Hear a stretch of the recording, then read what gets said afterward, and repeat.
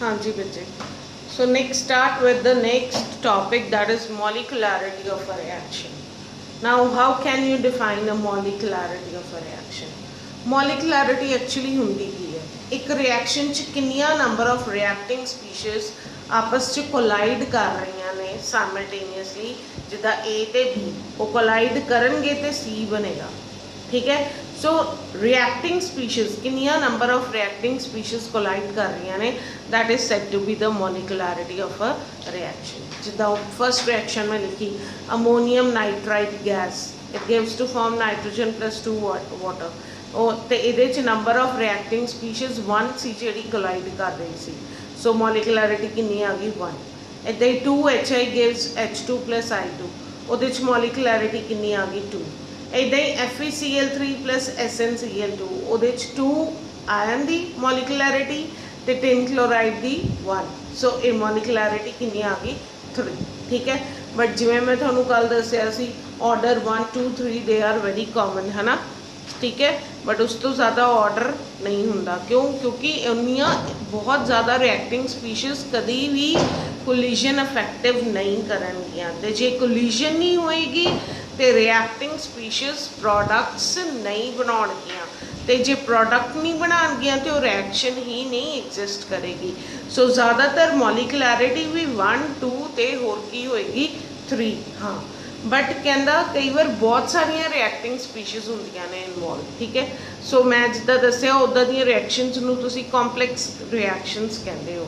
हुण ਇਹੋ ਜਿਹੀਆਂ ਰਿਐਕਸ਼ਨਸ ਵਾਸਤੇ ਫਿਰ ਮੋਲੀਕੁਲੈਰਿਟੀ ਸਿੰਗਲ ਸਟੈਪ 'ਚ ਨਹੀਂ ਹੋਏਗੀ, ਮੋਲੀਕੁਲੈਰਿਟੀ ਡਿਫਰੈਂਟ ਸਟੈਪਸ 'ਚ ਹੋਏਗੀ. ਕਿਉਂਕਿ ਕੰਪਲੈਕਸ ਰਿਐਕਸ਼ਨ ਇੱਕ ਸਿੰਗਲ ਸਟੈਪ 'ਚ ਨਹੀਂ ਹੁੰਦੀਆਂ. Complex reaction occur in many steps, different step. हाँ, but step do have a molecularity. ठीक है. ओवरऑल मॉलिकुलैरिटी कॉम्पलैक्स रिएक्शन की निल होएगी, बट स्टेप वाइज इन्हां दी मॉलिकुलैरिटी होएगी. जिदा 4HBr combine to form O2 to give 2 water plus bromine, मैं कहूँगी दी मॉलिकुलैरिटी निल है. बट ये स्टेप्स की मॉलिकुलैरिटी हैगी है. जिदा फर्स्ट स्टैप च HBr O2 ना कंबाइन कर रहा है.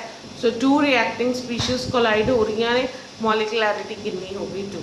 इदा ही स्टैप 2 की होएगी. ठीक है जी. इदा ही स्टैप 3 की होएगी. This is said to be a molecularity of a reaction. So this is said to be a complex reaction. इन्हों आप कहती रिएक्शन कहते हैं कॉम्पलैक्स रिएक्शन. मॉलिकुलैरिटी हमेशा होल नंबर च होंदी है, इट इज नेवर फ्रैक्शनल. ठीक है, याद रखियो. कहते कॉम्पलैक्स रिएक्शन दे विच सिर्फ स्टेप्स की मॉलिकुलैरिटी होंदी है, ना कि ओवरऑल रिएक्शन. ठीक है जी. हुण मैं तुहानूं पढ़ाउण लगी हां difference between order and molecularity. What is the difference between a order of a reaction and molecularity. Order की सीगा sum of the actual coefficient of the reacting species raise to the power. ठीक है. मतलब जिन्नियां भी actual coefficient का जिहड़ा सम सीगा रिएक्टिंग स्पीशीज दा, उन्होंने तुसी की कहते सी ऑर्डर. बट मॉलिकुलैरिटी की है? मॉलिकुलैरिटी है रिएक्टिंग स्पीशीज का किनिया रिएक्टिंग स्पीशीज आपस में कोलाइड कर रही ने, that is said to be molecularity. Order को आप डिटरमाइन किया है एक्सपेरीमेंटली, पर मॉलिकुलैरिटी जो थ्योरेटिकल इन नेचर है. ठीक है जी.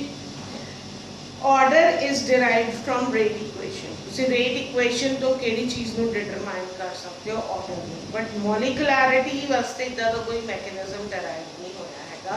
इट कैन ओनली बी जज from the mechanism of reaction. Mechanism मीनस कि रिएक्शन कितने स्टेप्स हुई, first second third fourth fifth, उन्होंने मैकेनिज्म कहते हैं. ठीक है.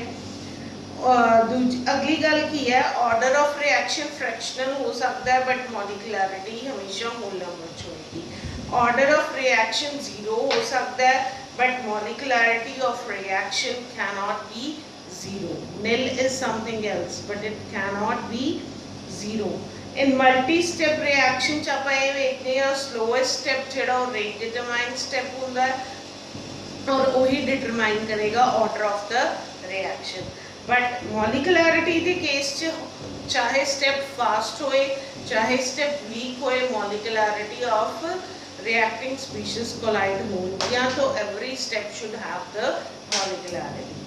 ਜਿਹੜਾ ओवरऑल ऑर्डर ਹੁੰਦਾ है वो स्लो स्टेप ਨਾਲ डिटरमाइन करते हैं, बट मल्टी स्टेप रिएक्शन के केस च कोई ओवरऑल मॉलिकुलैरिटी नहीं होंगी, only steps to have molecularity. ठीक है. तो now I am going to discuss next about the determination of order of reaction. तुसी ऑर्डर ऑफ रिएक्शन को किवें डिटरमाइन करते हो? Actually there are 4 main methods. एक ग्राफिकल मैथड, दूजा है ओस्टवॉल्ड आइसोलेशन मैथड, तीजा है इनिशियल रेट लॉ मैथड, ते चौथा है इंटीग्रेटेड रेट लॉ. हुण आपां फस्ट डिस्कस करांगे ओस्टवॉल्ड ग्राफिकल मैथड जिहड़ा मैं तुहानूं अज करा रही हाँ, फिर आपां जूम क्लास च इहदे न्यूमेरिकल्स डिस्कस करांगे. ठीक है जी. सो मैं अगली वीडियो च कराउंदी हाँ graphical method. Is that clear to you?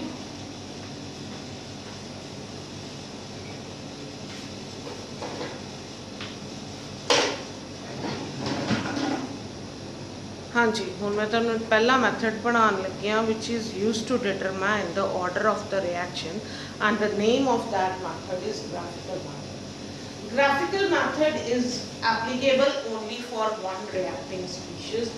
जिस रिएक्टिंग स्पीशीज़ का नंबर की होएगा 1 होएगा.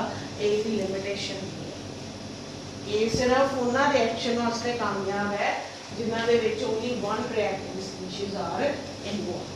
ठीक है जी. सो ग्राफिकल मैथड मैं डिटेल च तुहानूं कराउण लगी हाँ. ग्राफिकल मैथड लिए मैं एक रिएक्शन कंसिडर की, that is Na give a product. फिर मैं उसका रेट लिखता. सो रेट कादे बराबर आ गया Ka/n. तो n की रिप्रजेंट कर रहा है ऑर्डर ऑफ रिएक्शन, जो कि असीं फाइंड आउट करना है कि n असीं कितना फाइंड आउट कर सकते हैं. कहना है जो ग्राफिकल मैथड है ना, it is a step wise procedure. ये स्टेप वाइज प्रोसीजर है to find out the order of the reaction. पहले स्टेप च की हुंदा है, पहला स्टेप की हुंदा है आपां कंसनट्रेशन ऑफ रिएक्टेंट्स नूं मेजर कर सकते हैं at different time intervals by a suitable method. By a suitable method means कि आपां एक ग्राफ प्लॉट करांगे जिथे आपां डिफरेंट मोलर कंसनट्रेशन लवांगे रिएक्टेंट दी विद रिस्पैक्ट टू टाइम. तो तुहानूं इन्नी गल पता है रिएक्टेंट्स की मोलर कंसनट्रेशन घटदी है विद रिस्पैक्ट टू टाइम. वो जिहड़ा मैं सब तो साइड पे ग्राफ बनाया N2O5 with respect to time, वो की रिप्रजेंट कर रहा है the concentration of the reacting species की कर रही है, डिक्रीज हो रही है. ठीक है.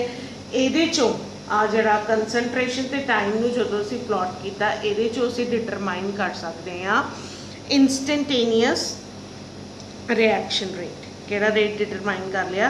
Instantaneous reaction rate. मीनस जदों आपां डिफरेंट 0 सेकेंड ते जदों मोलर कंसनट्रेशन x सी उदों आप रेट पता कर लिया. फिर 1 सेकेंड ते जदों मोलर कंसनट्रेशन y सी उदों रेट पता कर लिया. सो उदों आप इंस्टेंटेनियस रेट फाइंड आउट कर लिया. हुण दूजे स्टैप च की होया, फिर आप ग्राफ प्लॉट किया कंसनट्रेशन का. ठीक है. तो इंस्टेंटेनियस रेट का उत्थे टाइम लिखा गया, गलती ना, it's not time, it's instantaneous rate. ठीक है.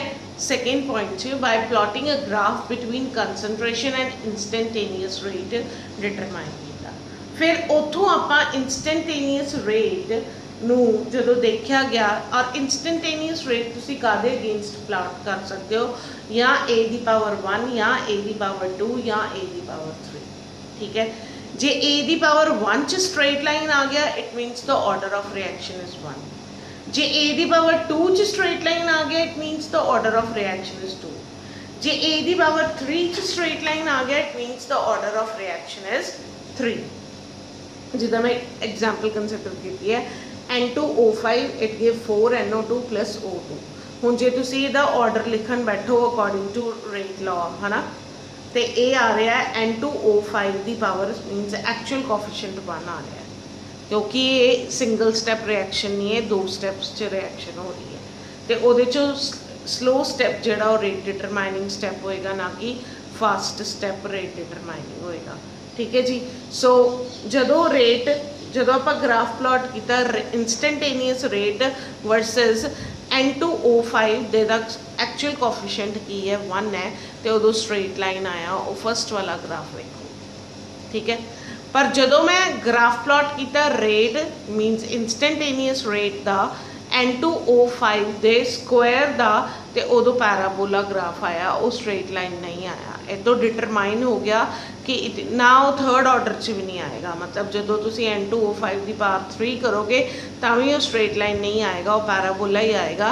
Then it is said to be that it is neither second order neither third order. एक किहड़े ऑर्डर की रिएक्शन है, फस्ट ऑर्डर की, क्योंकि उदों ही स्ट्रेट लाइन आई जदों NO2O5 का स्टोशियोमेट्रिक कोफिशिएंट की सीगा 1 सीगा, ठीक है जी।